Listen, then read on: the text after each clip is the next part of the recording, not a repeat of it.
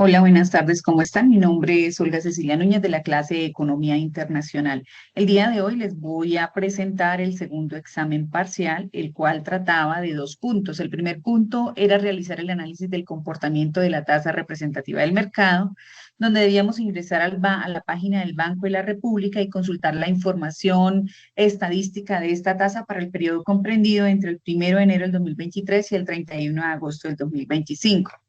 Como pueden ver, esta es la gráfica que descargué. Acá está el periodo del 1 de enero de 2023 al 31 de agosto del 2025. Acá, por medio de esta línea, podemos ver el comportamiento de la tasa representativa del mercado para este periodo, donde yo la analicé de la siguiente manera.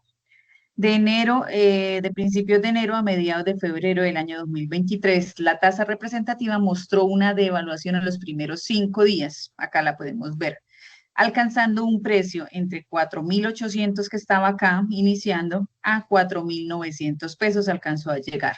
Después del 6 de enero de esta fecha acá que les estoy señalando, al 28 de enero se evidencia una revaluación de la tasa alcanzando un precio alrededor de 4.000 de acá de 4.900 pesos a 4.500 como lo podemos evidenciar acá en la gráfica.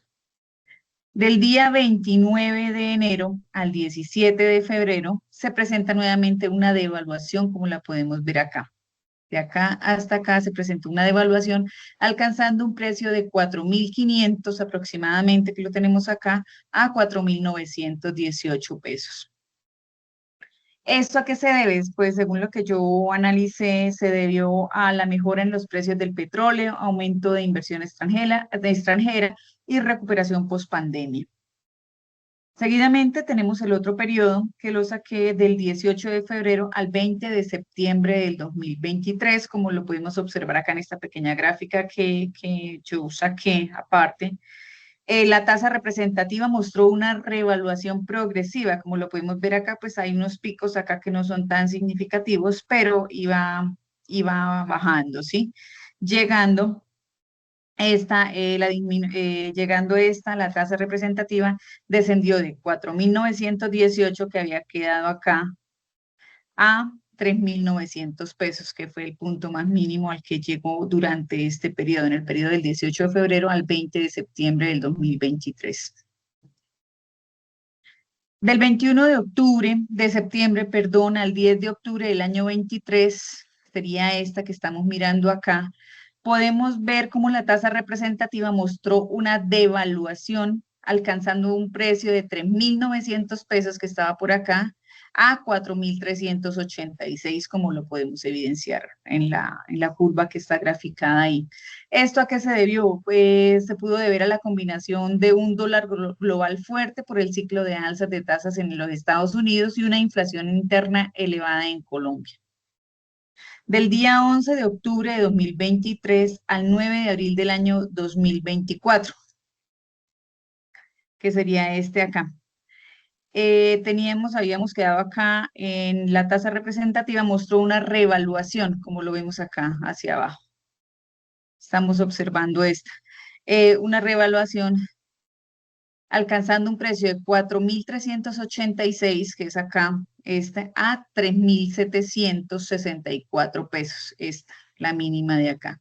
Vemos acá como la anterior, pues unos picos acá, bajó un poquito, volvió y subió, pero la mínima estuvo los valores oscilaron entre 4.386 y 3.764 pesos, pues fue una baja representativa.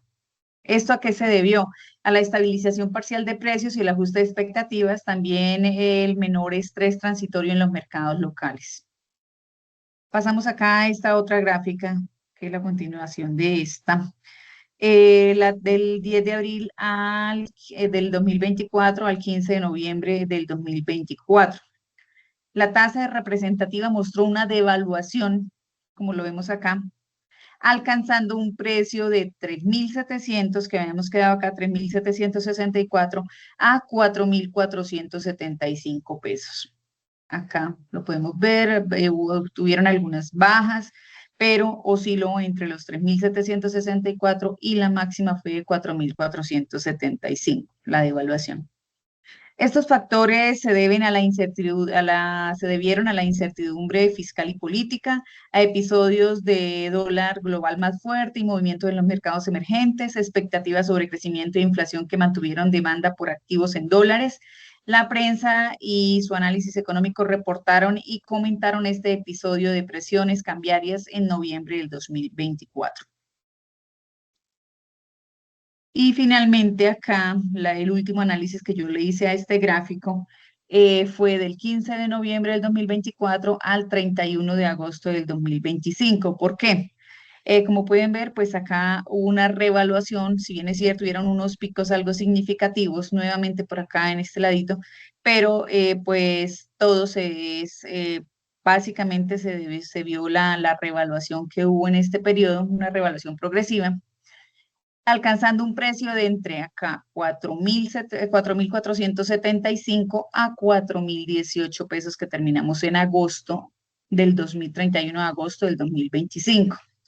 ¿Estos factores a qué se debieron? Se pueden deber a la política monetaria más restrictiva y prudente del Banco de la República, las tasas de interés elevadas o mantenidas en niveles altos durante los años 2024 y 2025. Para anclar estas expectativas y combatir inflación, eso atrae capitales y fortalece la moneda. El descenso gradual de la inflación anual desde los picos del año 2023, lo que redujo la presión cambiaria y permitió cierto ajuste del peso. Mejores condiciones externas en ciertos tramos, estabilización del dólar global y movimientos en commodities y flujos de portafolio que fueron contribuyendo a la revaluación, que es donde estamos ahorita acá actualmente. Como les dije, en agosto terminamos con una revaluación de 4.018 pesos. Bueno, debíamos finalizar el análisis que les estaba enunciando, exponiendo 3 efectos positivos y 3 negativos de los periodos identificados en la economía colombiana. Los efectos positivos, yo acá les tengo el primero, fue el impulso a las exportaciones. En cuanto a la devaluación, cuando el dólar sube, los productos colombianos se vuelven más baratos en el exterior, lo que beneficia a sectores como café, flores, banano y el petróleo. El segundo efecto positivo, tengo mayor ingreso en pesos para exportadores y el Estado. Empresas y gobiernos reciben más pesos por cada dólar exportado y recaudado, lo que puede mejorar la balanza comercial y las finanzas públicas. Como tercer punto, tengo el control de la inflación importada. En la revaluación, cuando el dólar baja, las importaciones, alimentos, maquinaria y combustibles se abaratan, lo que ayuda a reducir la presión sobre los precios internos. En los efectos negativos tengo otros 3. Esos efectos negativos tengo acá que es la presión inflacionaria en devaluación con un dólar caro, los productos importados como los alimentos, combustibles, tecnología aumentan el precio, lo que encarece el costo de vida. Un segundo efecto negativo, tengo la afectación a importadores e industria dependiente de insumos externos. Las empresas que compran materias primas en dólares enfrentan mayores costos en su producción. Y como tercer efecto negativo, tengo menores ingresos para exportadores en pesos en cuanto a la revaluación. Cuando el dólar baja, aunque la exporte lo mismo, las empresas reciben menos pesos, lo que puede reducir la competitividad y las utilidades. Como conclusión de esta primera parte, tengo que los periodos de devaluación favorecen a los exportadores y al Estado en términos de ingreso en pesos, pero presionan la inflación y afectan a consumidores e importadores. En los periodos de revaluación ayudan a controlar los precios internos y a abaratar importaciones, pero reducen la competitividad y los ingresos de quienes venden en el exterior. Pasamos ahora al segundo punto, que era hacer un análisis de una crisis monetaria y el impacto que éste había producido a nivel mundial. Acá teníamos 3 punticos por resolver, lo cual yo resolví así. La crisis financiera que yo escogí fue la crisis financiera asiática de 1997 y su impacto a nivel mundial. Una de las crisis más nombradas y reconocidas es esta crisis financiera asiática, la cual fue el cual fue uno de los episodios más significativos de inestabilidad monetaria en las últimas décadas. Todo dio inicio en julio de 1997 en Tailandia y se extendió rápidamente a otros países del sudeste asiático, alcanzando Indonesia, Malasia, Filipinas y Corea del Sur. Sus consecuencias se sintieron a nivel mundial, marcando un hito en la forma en que gestionan los sistemas de tipo de cambio y los flujos de capital internacional. Acá tenemos que el sistema de cambio por el cual se presentó la crisis monetaria seleccionada fue bajo el sistema de tipo de cambio fijo o semifijo. Varios países, en especial Tailandia, mantenían sus monedas atadas al dólar estadounidense en bandas estrechas. Este esquema pretendía dar estabilidad, pero en la práctica limitaba la capacidad de respuesta frente a los ataques especulativos y salidas masivas de capital. Cuando los inversionistas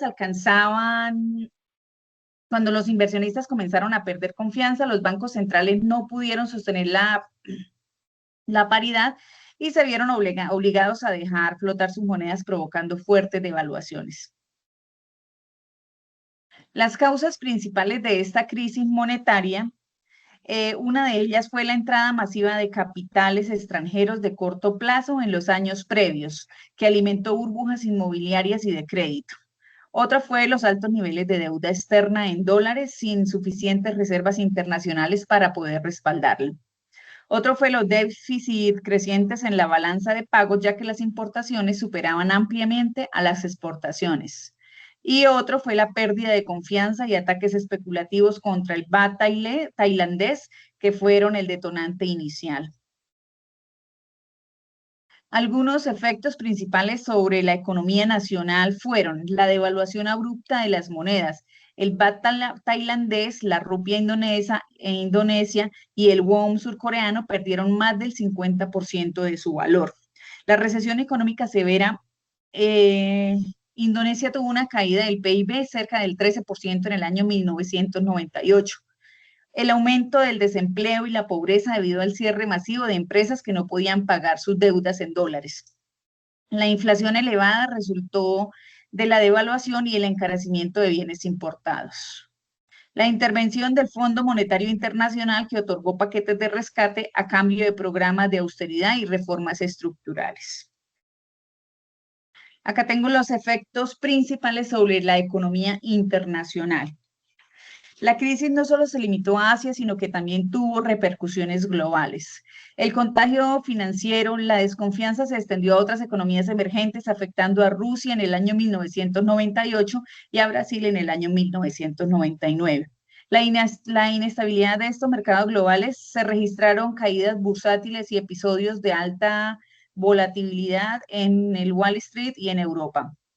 El replanteamiento de la política económica internacional. Organismos como el FMI reforzaron la supervisión de los flujos de capital y recomendaron mayor flexibilidad cambiaria de las economías emergentes. La disminución de la inversión extranjera en varios países en desarrollo debido al temor debido al temor de los inversionistas frente a los riesgos similares. Como conclusión de esta crisis financiera asiática que se dio en el año 1997, se evidencian los riesgos de mantener sistemas de tipo de cambio fijos sin reservas adecuadas y altos niveles de endeudamiento externo. Aunque esto se originó en Tailandia, sus efectos se propagaron por todo el mundo, dejando una lección clave para la necesidad de las políticas monetarias flexibles, regulaciones financieras más sólidas y una mejor gestión en los capitales internacionales. Acá les dejo como la bibliografía, las fuentes de donde yo saqué esta información, pues inicialmente del Banco de la República, donde estaba mirando la tasa representativa del mercado en sus datos históricos, de la Superintendencia Financiera de Colombia, algunos apartes del Espectador, del País de América, Revista Mi Nación, del Fondo Monetario Internacional, el Banco Mundial y acá otro que es el Krugman P de 1998.